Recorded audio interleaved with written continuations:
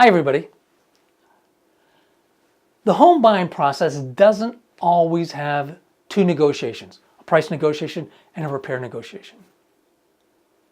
When a local real estate market gets hot and sellers are getting multiple offers, for example, one of the first things that happens is that buyers start submitting offers that don't have buyer inspection contingency clauses in them.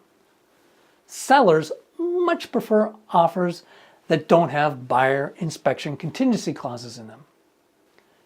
In that situation, buyers simply do their inspections before they submit their offers, or they just don't do any inspections, which would be a bad idea. The advantages of doing your inspections first is, of course, that you end up with only one negotiation, and that greatly simplifies the whole chaotic home buying process. That means you'll likely have a smoother, less contentious experience with your seller, your landlord. In your case, that's particularly important. If the deal falls through for any reason, you still have to work with your landlord, well, at least until the end of your lease. Another advantage of one negotiation is that if the negotiation is going to fail, you'll find out sooner rather than later. If the home inspection finds any deal killers for you, you can stop the whole home buying process right there before it really gets started, before you spend any more time and money on it. And if the negotiations fail early on, for any reason, people are more disappointed than ticked off. They've invested a lot less of their time, energy, and emotional bandwidth into the failed deal. You're more likely to maintain a good working relationship with your landlord if it fails sooner rather than later. Another advantage to doing inspections early is that if you do move forward with buying the place and you're using an appraisal to set the price, you can show the home inspection report to the appraiser.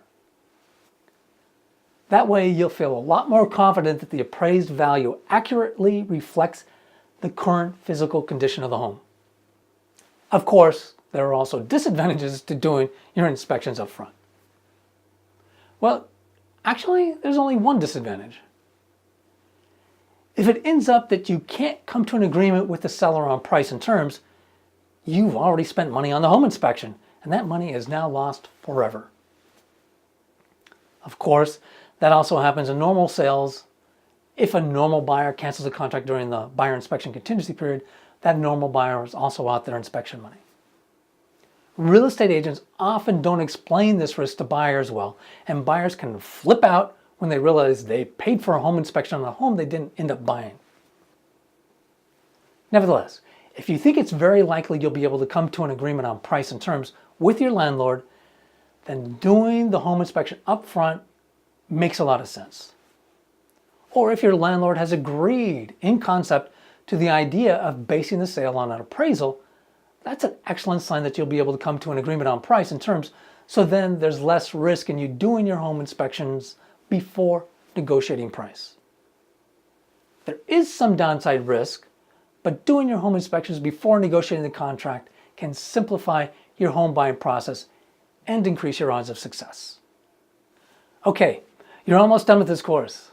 You just have 2 more sections, one on the closing process and then the conclusion of the course, and you're done. And you'll know more about the home buying process than the vast majority of home buyers out there, particularly first-time home buyers.